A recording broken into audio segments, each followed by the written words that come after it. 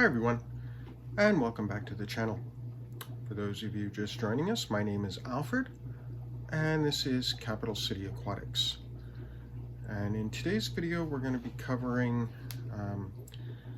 a parasite that I certainly hope no one has the misfortune of dealing with, but it is in everyone's tank, no matter what, and that is ick. Before I start, I would ask, if you haven't already done so, please subscribe to the channel. I count on the support of my viewers, and if you like these type of videos, definitely hit the like button and the notification button so you're notified when I come out with new videos. So, ick. What is it? How do you prevent it? And what steps can you take if you notice it to cure it? Now, first off, let me start by saying that ick is a type of parasite that is in every tank. It's in this one, it's in yours, and no matter what, there's nothing you can do to prevent it from being in your tank. However, the good thing is, if you keep a healthy tank, it remains dormant. And that's the good thing. You want it to remain dormant because you can't remove it from your tank. The virus itself is in your tank, and it can start to show itself if your fish becomes stressed or lethargic or anything like that. If you're starting to notice that, I would definitely recommend keeping a close eye on your fish.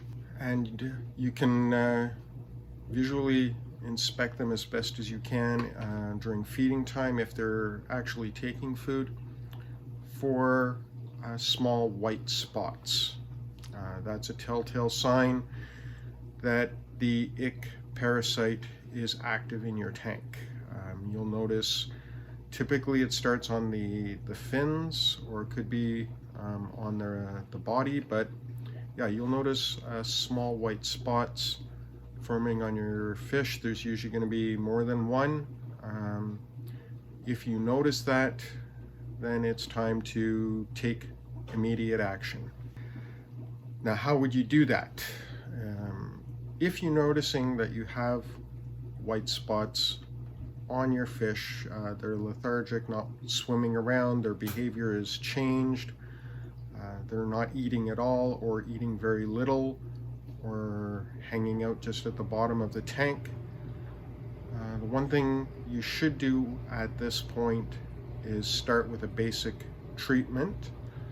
And the most simple treatment that you could use that is relatively safe for all fish is basically increase the temperature of your tank to a safe level. That again will depend, of course, on the type of fish that you have.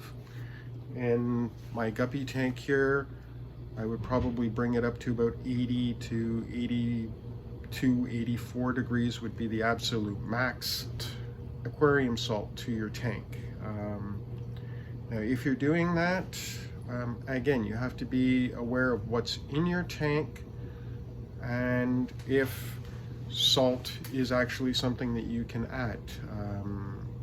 If you have a planted tank, or if you have fish that don't tolerate salt or deal with salt well, that's you're putting it in at your own risk at that point. I wouldn't necessarily recommend it, but unfortunately that is one of the easiest treatments for ick. I wouldn't necessarily recommend removing that fish to a hospital tank at this point, because if you're noticing the white spots on one of your fish, chances are the bacteria is in the tank, and you will have more fish that show up with it in the next little while. So raising the temperature of the tank, what does that do?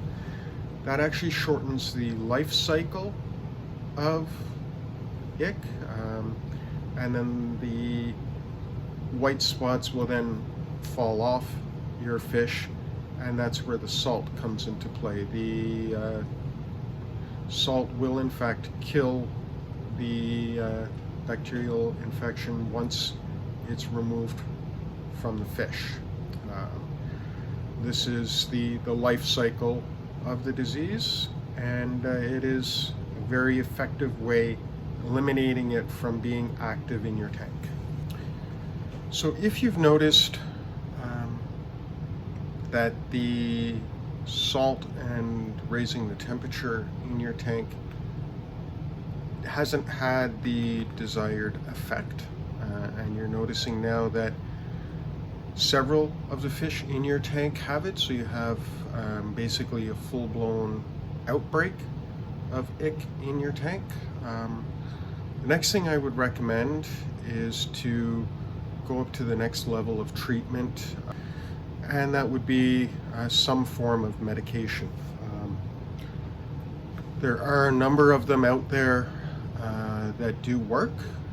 The one I'm using right now is Riddick Plus. This has proven to be quite effective for me in the past. Fortunately, I'm not in a situation right now where I'm using it for ick. But should I notice something that can't be cured with the salt water and temperature increase, I would definitely be going with a medication.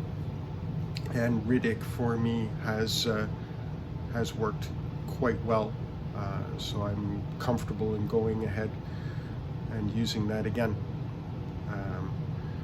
Now, again, as I did mention, with salt and raising the temperature, certain medications, you have to approach those with caution as well. Strongly suggest that you read the directions thoroughly in order to ensure that you're providing the proper treatment for your fish. Some of the medications will contain methylene blue, and that if left in your tank for an extensive period of time can start to stain the silicone in your tank. There's certain drawbacks to using that as well, but the benefits of curing your fish in the short term would outweigh the disadvantages of using something, fish medication that would contain chemicals that could over time affect your fish tank. So there you have it, folks. That's basically the down and dirty version of ick, what it is, the different forms of treatment that you can use. But the best thing that any aquarius can do is to keep the actual parasite dormant in your tank. Easiest way to do that is to ensure that your fish are not stressed.